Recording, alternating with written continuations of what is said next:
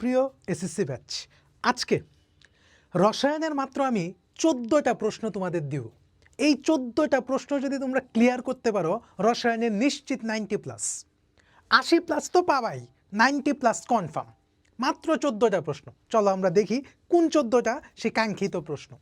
আমাদের প্রথম যদি আমরা তৃতীয় অধ্যায়টা দেখি, এই যে তৃতীয় অধ্যায় টোটাল প্রশ্ন আছে মাত্র 3টা। মাত্র 3টা প্রশ্ন আছে। কি? পরমাণুর মডেল। এই পরমাণুর মডেল থেকে পরীক্ষায় প্রশ্নটা কিভাবে আসে, যে একটা উদ্দীপক দেওয়া থাকে, 2টা মডেল দেওয়া থাকে। একটাতে বলে হচ্ছে যে হয় এই মডেলের সীমাবদ্ধতা লেখো বা এই মডেলের সাফল্য লেখো, আর ঘ নাম্বারে বলে হচ্ছে 2টা মডেল থেকে কোন মডেলটা অধিক উপযোগী। অথবা এই জায়গা থেকে একটা ম্যাথমেটিক্যাল অংশ আসে, সেটা হচ্ছে MBR = NH/2π। ঠিক আছে, অর্থাৎ এই প্রশ্নটা, এই হচ্ছে একটা প্রশ্ন। ইলেকট্রন বিন্যাসের নীতি, এই ইলেকট্রন বিন্যাসের নীতি তোমাকে পড়েই যেতে হবে, কারণ এই ইলেকট্রন বিন্যাস যদি তুমি না পারো, তুমি চতুর্থ অধ্যায় পারবা না, আর তুমি পঞ্চম অধ্যায়ও পারবা না। মানে এই একটা প্রশ্নের উপরে তোমার টোটাল 2টা অধ্যায় নির্ভর করতেছে। ঠিক আছে, মাত্র 14টা প্রশ্ন তুমি শেষ করতে পারলেই রসায়নের নিশ্চিত A+। ঠিক আছে, তারপরে দেখো আপেক্ষিক পারমাণবিক ভর। এই আ দিয়া মানে কিন্তু আপেক্ষিক, আমি তোমার সুবিধার জন্য হচ্ছে শর্ট করে লিখে রাখছি। ঠিক আছে, এই আপেক্ষিক পারমাণবিক ভর দিয়ে হচ্ছে গ নাম্বারে হচ্ছে একটা প্রশ্ন আসে। তার মানে এখানে টোটাল কয়টা প্রশ্ন? মাত্র 3টা প্রশ্ন। কয়টা প্রশ্ন? মাত্র 3টা প্রশ্ন। আচ্ছা, এখন আমরা দেখব চতুর্থ অধ্যায়। এই যে চতুর্থ অধ্যায় থেকে মাত্র 2টা প্রশ্ন। কয়টা প্রশ্ন? মাত্র 2টা প্রশ্ন। একটা হচ্ছে অবস্থান নির্ণয়, এই টপিকটা আসে হচ্ছে গ নাম্বারে। এই টপিকটা আসে হচ্ছে তোমার গ নাম্বারে। কিভাবে দেয়? এই ধরো এরকম একটা বক্স দেয়, এই যে এরকম বক্স দেয়, এই যে এরকম বক্স, হ্যাঁ এরকম বক্স দেয়। ধরো এটাকে এক্স দিল, ওয়াই দিল, জেড দিল, হ্যাঁ X Y Z W Q P এরকম দেয়। দিয়ে ধরো হচ্ছে একটা মৌলক বলবে বা একটা মৌল বলবে, যেমন কিউ মৌলটির পর্যায় সারণীতে অবস্থান নির্ণয় করো, অথবা ডিরেক্ট বলে দেয় যে গ্রুপ অথবা পর্যায় নির্ণয় করো। এই 2টা থেকে একটা দেয়, এটা হচ্ছে গ নাম্বারে। আর সবচেয়ে যেটা ইম্পর্ট্যান্ট, যেটা সেটা হচ্ছে এই যেটা, যে 2 নাম্বার যেটা পরমাণুর আকার এবং পরমাণুর ব্যাসার্ধ। বেসিক্যালি এটা টপিকটা হচ্ছে পর্যায়বৃত্ত ধর্ম বা পর্যায়বৃত্ত ধর্ম। এখানে কয়েকটা টাইপ আছে। একটা হচ্ছে তোমার আয়নীকরণ শক্তি, আমি সহজে লিখে দিচ্ছি, আয়নীকরণ শক্তি, ইলেকট্রন আসক্তি কিন্তু নট আসক্তি। আসক্তি হচ্ছে বাক্যের 3টা যোগ্যতা, আর আসক্তি, ঠিক আছে, 2টার মধ্যে পার্থক্য আছে। আরেকটা হচ্ছে তড়িৎ ঋণাত্মকতা। এই 3টা, ঠিক আছে। এর মধ্যে অ্যানালাইসিস করে আমরা দেখেছি মাত্র এইটা দিয়ে সবচেয়ে বেশি প্রশ্ন এসেছে, পরমাণুর আকার এবং অথবা পারমাণবিক ব্যাসার্ধ, কোনটার আকার ছোট কোনটার আকার বড়, এইটা। এবং তুমি যদি লক্ষ্য করো, এইটা দিয়ে কিন্তু MCQ প্রচুর আসে। তার মানে তুমি বুঝতে পারতেছো তো, এই 2টা টপিক তুমি যদি পড়ো ঠিকভাবে, তাহলে তোমার হচ্ছে MCQ প্লাস হচ্ছে CQ 2টা জায়গায় তোমার কভারেজ হয়ে যাবে। মাত্র 2টা প্রশ্ন। ওইখানে আমরা 3টা প্রশ্ন পেয়েছি, এখানে হচ্ছে 2টা প্রশ্ন। টোটাল এখন পর্যন্ত 5টা প্রশ্ন পাইলাম। আমি কিন্তু তোমাদের সাথে চ্যালেঞ্জ নিয়েছি, 14টা প্রশ্ন দিব, তুমি A+ নিশ্চিত, 90+ নিশ্চিত, কোনোভাবেই মিস নাই। দেখো পঞ্চম অধ্যায় থেকে মাত্র একটা প্রশ্ন পড়বা। তুমি পঞ্চম অধ্যায় থেকে যদি কিচ্ছু না পড়ো, কোনো সমস্যা নাই, সব বাদ, তুমি শুধু একটা প্রশ্ন পড়বা। কোনটা? সেটা হচ্ছে কি, আয়নিক বন্ধন এবং সমযোজী বন্ধনের বৈশিষ্ট্য। এইটার মধ্যে কিন্তু একটা ট্রিক্স আছে, কিভাবে তুমি মনে রাখবা। এটা কিন্তু আমরা আমাদের যে রানিং পেইড ব্যাচটা চলতেছে, সেই পেইড ব্যাচে কিন্তু আমরা এগুলি বুঝাইছি।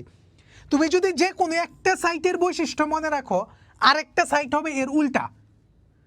ঠিক আছে, এইখান থেকে প্রশ্ন পরীক্ষায় আসবেই, এই জায়গা থেকে প্রশ্ন পরীক্ষায় আসবেই, এই মাত্র একটা প্রশ্ন।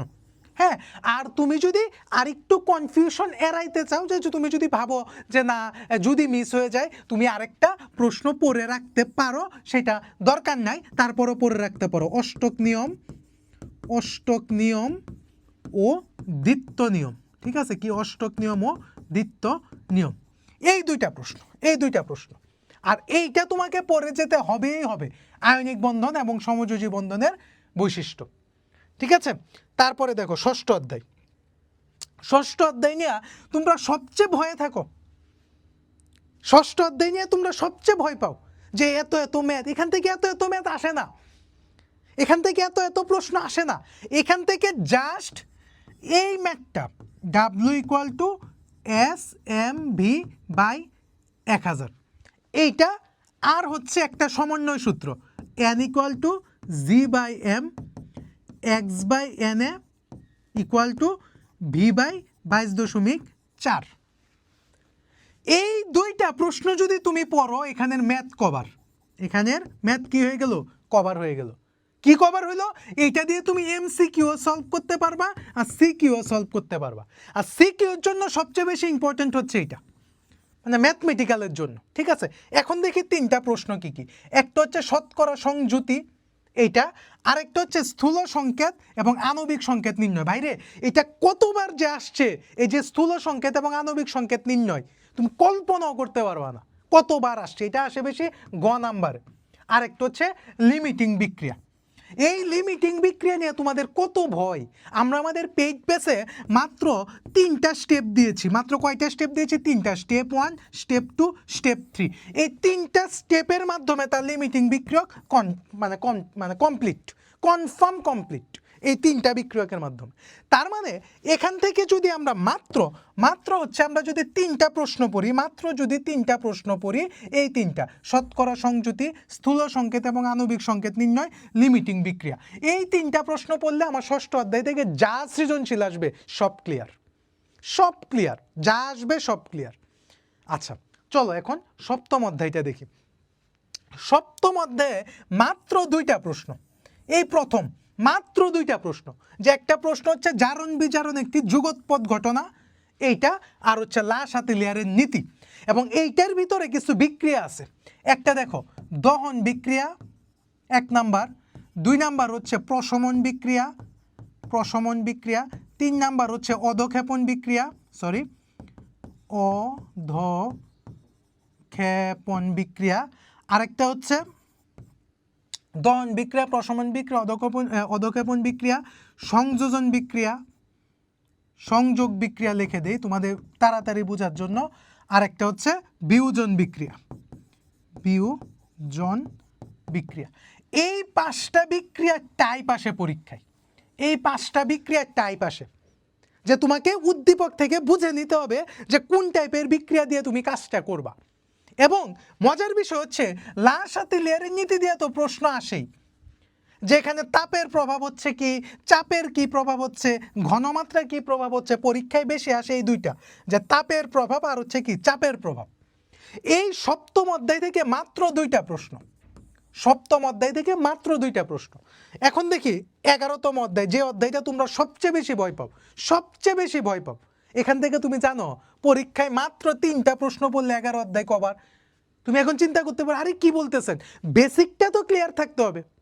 বেসিক যদি ক্লিয়ার না থাকে তাহলে তো 3টা প্রশ্ন তোমার কাছে 3000 প্রশ্নের সমান হবে। তো বেসিকটা কিভাবে আমি ক্লিয়ার করব? দেখো এখানে হচ্ছে অ্যালকিনের প্রস্তুতি আছে, অ্যালকিনের প্রস্তুতি তোমাকে পারতে হবে। অসম্পৃক্ততার পরীক্ষা, এই প্রশ্ন ছাড়া যদি তুমি পরীক্ষার হলে যাও, নিশ্চিত তুমি 11 অধ্যায় থেকে কোনো প্রশ্ন আনসার করতে পারবা না, এই প্রশ্ন ছাড়া যদি তুমি পরীক্ষার হলে যাও।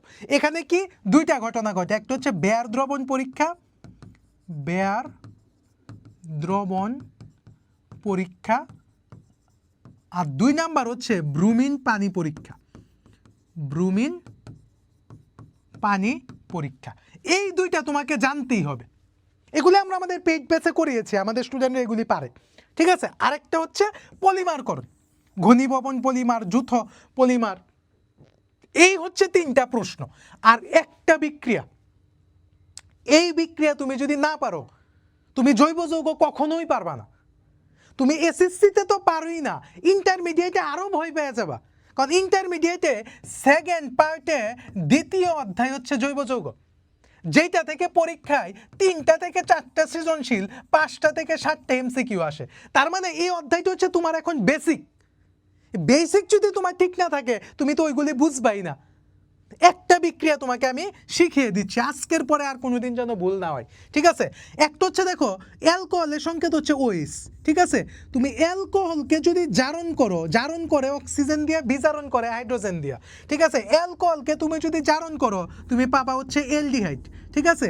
আবার অ্যালডিহাইডকে তুমি যদি জারণ করো তাহলে তুমি পাবা হচ্ছে অ্যাসিড। জারণ মানে কি? ছারণ। ছারণ মানে কি? মান বৃদ্ধি। দেখো প্রথমে ছিল দুইটাকে জারণ করছে হয়েছে তিনটাকে জারণ করছে হয়েছে চারটা মানে কি? চারটা অক্ষর বোঝাচ্ছে আর কি, তোমার মনে রাখার জন্য হচ্ছে আমি এটা দিয়ে দিলাম, যদিও এটা পেজ বেসের আলোচ্য বিষয়, তারপরও তুমি পরীক্ষায় 80+ তোমাকে পাইতেই হবে, এটা তোমার প্রতিজ্ঞা, তোমাকে 80+ পাইতেই হবে, এবং পাওয়ানোর জন্য মাত্র এই 14টা প্রশ্ন পড়তে হবে। এই 14টা প্রশ্ন পড়লে তুমি নিশ্চিত যে কোনো পরীক্ষায় বলো, এই যে SSC 26, যে কোনো পরীক্ষায় তোমাদের যে কোনো পরীক্ষা বলতে কি সামনে তোমার শুধু হচ্ছে ফাইনাল পরীক্ষা, এই ফাইনাল পরীক্ষায় তুমি 80+ পাবা, 90+ তো পাবাই, 80+ পাবা, আমি গ্যারান্টি দিলাম, ঠিক আছে? আজকের ক্লাস এখানেই সমাপ্ত। পরবর্তী ক্লাসে এরকম চমক ভিডিও নিয়ে এবং চমক সুপার সাজেশন নিয়ে তোমাদের সাথে দেখা হবে। সেই পর্যন্ত ক্লাস বেলের সাথেই থাকো। সকলকে ধন্যবাদ।